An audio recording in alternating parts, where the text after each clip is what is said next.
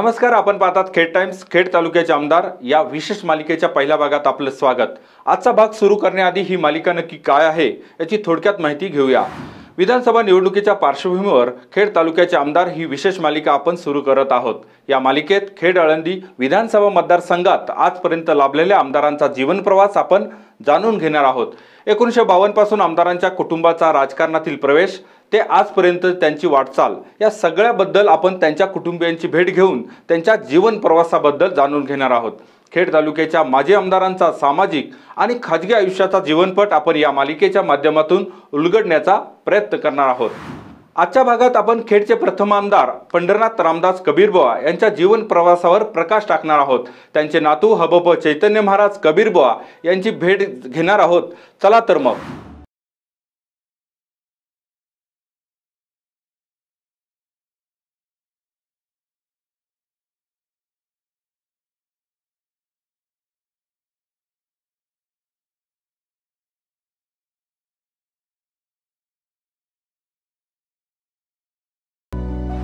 भारत स्वतंत्र होण्यापूर्वीपासून देशाच्या काही घराण्यांचा आणि नेते मंडळींचा राजकारण आणि समाजकारणाशी संबंध होता. देशाला स्वातंत्र्य मिळवण्यासोबतच देशात योग्य ती दिशा घेण्याचं काम काही विचारवंत आणि नेत्यांनी केलं. महाराष्ट्रात या समाज प्रबोधनाला काही अंशी अध्यात्माची जोड होती. वारकरी संप्रदायाचं यामध्ये योगदानही मोठं आहे. पुण्यात वारकरी संप्रदायाच्या प्रबोधन कार्याचा केंद्रबिंदू आळंदी हा होता. खेड तालुक्याच्या आणि राज्याच्याही राजकारणातल्या काही अतिमहत्त्वाच्या घटनांचं आळंदी हे मूळ ठरलं. खेड तालुक्याच्या सामाजिक आणि राजकीय घडामोडींवर सुरुवातीपासूनच प्रभाव असलेलं असंच आळंदीचं घराणं म्हणजे कबीरबुवा घराणं. याच घराण्यातून पंढरनाथ रामदास कबीरबुवा यांच्या रूपानं खेड तालुक्याला पहिला आमदार मिळाला. संत श्रेष्ठ ज्ञानेश्वर महाराज यांच्या जन्मस्थळाला जसा धार्मिक वारसा आहे तसाच वसा कबीरबुवांच्या कारकिर्दीलाही आहे. सत्यशोधक समाजाचा प्रचार आणि प्रसार करणाऱ्या या घराण्यात 2 जुलै 1898 रोजी पंढरनाथ कबीरबुवांचा जन्म झाला. त्यांचं मूळ आडनाव तसं लोंढे, परंतु कबीरबुवा या नावानं त्यांचं ख्याती सर्वत्र पसरली. त्यामागे त्यांच्या कुटुंबाचा काही पिढ्यांपासूनचा इतिहास आहे. मूळ आडनाव आमचं लोंढे, पण आमचे जे मूळ पुरुष आहेत ज्यांनी हा मठ स्थापन केला ज्ञानदेवांच्या या भूमीमध्ये, ते उत्तर भारतामध्ये काशीला गेले अध्ययनासाठी आणि तिथं दीर्घकाळ त्यांनी अध्ययन केलं.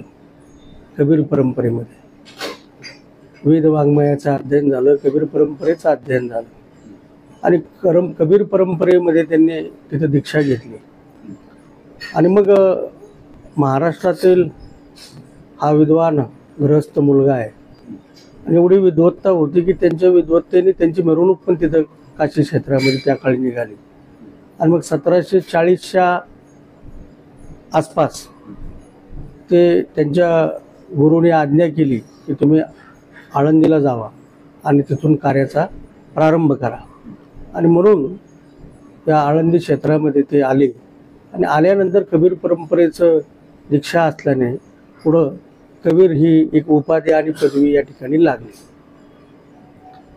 आणि 1740 नंतर 20 वर्ष त्यांचं इथं कामकाज राहिलं आणि 1760च्या आसपास हा मठ पूर्ण श्वास गेला.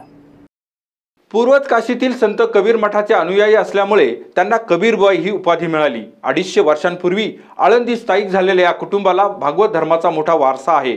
स्वातंत्र्य संघर्षाच्या काळात त्यांच्या या मठाला महात्मा ज्योतिबा फुले, डॉक्टर बाबासाहेब आंबेडकर अशा समाज प्रबोधनाचा राबता असायचा. वारकरी संप्रदायाचा प्रचार आजपर्यंतच्या त्यांच्या पिढ्यांनी केला.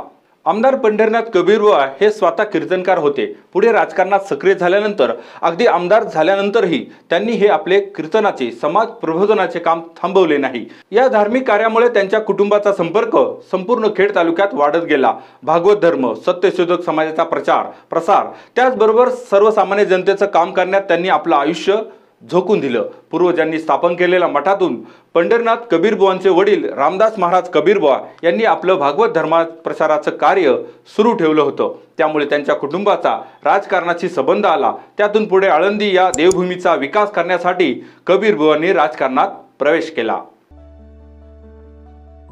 या क्षेत्राची व्यवस्था सुंदरता निर्माण व्हावी, येणाऱ्या यात्रेकरू वारकऱ्यांना काही सुविधा मिळाव्यात, ही आमच्या पंजोबांची इच्छा होती, वैकुंठवासी सद्गुरू रामदास बाबांची. आणि मग त्यांनी त्यांचाही वावर हा परिसर महाराष्ट्रभर होता. तेही साक्षात्कारी सत्पुरुष या मठाचे होऊन गेलेले. आणि मग त्यांनी आपल्या मुलाला म्हणजे वैकुंठवासी हरिभक्तपरायण पंढरीनाथ महाराजांना पहिल्यांदा नगरपालिकेला उभं केलं. आणि 1932 साली पहिल्यांदा आळंदी नगर परिषदेचे नगराध्यक्ष झाले. ते सलग 25 वर्ष नगराध्यक्ष राहिले. म्हणजे आमदार 1952ला झाले, पण 58 पर्यंत त्यांची नगरपालिकेचे नगराध्यक्ष म्हणून कारकीर्द राहिली. आणि नगराध्यक्ष झाल्यानंतर पुन्हा डिस्ट्रिक्ट लोकल बोर्डाच्या निवडणुका लागल्या. आणि मग आंबेगावमधून अण्णासाहेब आवटे त्यांचे स्नेहीच होते ते. आणि इथून आमचे आजोबा पंढरीनाथ महाराज हे डिस्ट्रिक्ट लोकल बोर्डाच्या निवडणुकीत उभे राहिले, विजयी झाले. 1925 सालापासून म्हणजेच वयाच्या 27व्या वर्षी ते जिल्हा लोकल बोर्डाचे सदस्य झाले. 1930 नंतर त्यांनी काँग्रेसमध्ये प्रवेश केला आणि आपला राजकीय प्रवास काँग्रेस सोबत सुरू ठेवला. पुढे 1933 मध्ये ते आळंदी नगर परिषदेचे सदस्य झाले. स्वातंत्र्यापूर्वीपासून समाजकार्यात कार्यरत असल्यामुळे कबीर बुवांचा हा मठ आळंदीच्या आणि खेड तालुक्याच्या राजकारणाचा केंद्रबिंदू बनला. शेतकरी कामगार पक्षाची स्थापना आळंदीच्या भाऊसाहेब राऊत यांच्या बंगल्यावर झाली. त्यामध्ये कबीर बुवांचं महत्त्वाचं योगदान राहिलं. आणि त्याच काळामध्ये मग शेतकरी कामगार पक्षाची एक चळवळ संयुक्त महाराष्ट्राबरोबर पुढे आली. आणि मग भाऊसाहेब राऊत जे संस्थापक होते ते आमचे पंजोबा जे होते रामदास महाराज, त्यांच्या शिष्य परिवारापैकी त्यांचा परिवार, त्यांचं या मठामध्ये त्यांच्या वडिलांचं राऊतांच्या येणं जाणं होतं. आणि मग ती चर्चा त्याच्या मसलती याच मठामध्ये वरच्या माडीवर बसून करायची. आणि त्याची जी संहिता लिहिली गेली दाभाडी प्रकल्पाची ती इथंच लिहिली या मठामध्ये.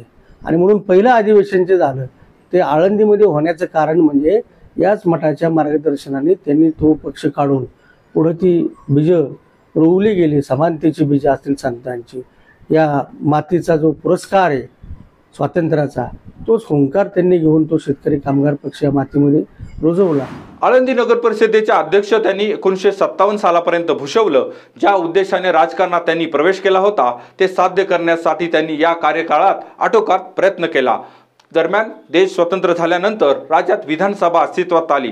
1952 मध्ये झालेल्या विधानसभेच्या पहिल्या निवडणुकीत त्यांना काँग्रेसकडून विधानसभेची उमेदवारी मिळाली. या निवडणुकीत त्यांना एकूण 74.9% मतं मिळाली. शेतकरी कामगार पक्षाचे कडूस गावचे धर्मामाळी हे त्यांचे विरोधी उमेदवार होते. कबीर बुवांनी आपल्या राजकीय कारकिर्दीमध्ये आळंदी नगरी समृद्ध केली. विकास कामांसोबतच शिक्षण, धर्मशाळा, आरोग्य संस्था स्थापनेसाठी त्यांनी प्रयत्न केले.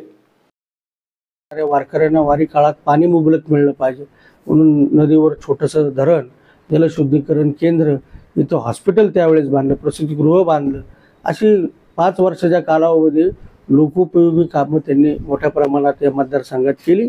आणि त्याचबरोबर ज्ञानदानाची भूमिका समाजात पुढे शिकली पाहिजे. फुल्यांनी शाळा सुरू केली, महात्मा फुलेंनी. ती परंपरा स्वातंत्र्यामध्ये पुढे गेली पाहिजे.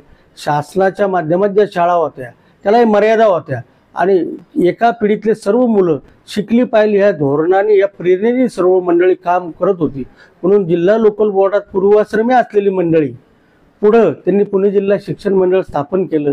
अण्णासाहेब आवटेंच्या नेतृत्वाखाली घोलप साहेब होते, उरसळ होते, शंकरराव उरसळ, आणि आमचे आजोबा हे आद्य संस्थापकांपैकी या मंडळींनी ती संस्था उभी केली.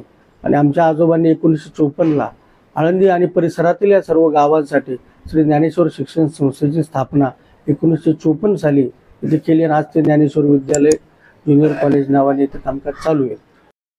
कबीर बुवा हे एक विचारवंत कीर्तनकार होते. त्यामुळे समाजाच्या वैचारिक विकासासाठी त्यांची धडपड कायम राहिली.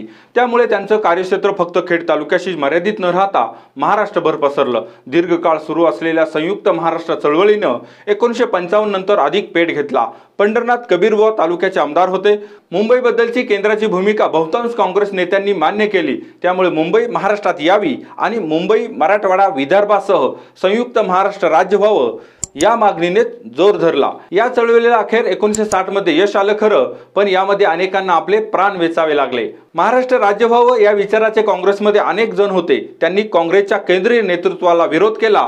खेडचे आमदार पंढरीनाथ कबीर बुवा हेही त्यात आग्रही होते. वेळोवेळी विधानसभेत आपली आग्रही भूमिका त्यांनी मांडली. काँग्रेस नेतृत्वानं त्यांच्या या मागणीला दाद दिली नाही. 1955-56 मध्ये झालेल्या रक्तरंजित आंदोलनामुळे कबीर बुवांचं मन विचलित झालं आणि त्यांनी काँग्रेस पक्षासोबत राजकारणाचाही त्याग केला. संयुक्त महाराष्ट्र चळवळीमध्ये महाराष्ट्रामध्ये काँग्रेसमध्ये गटच पडले.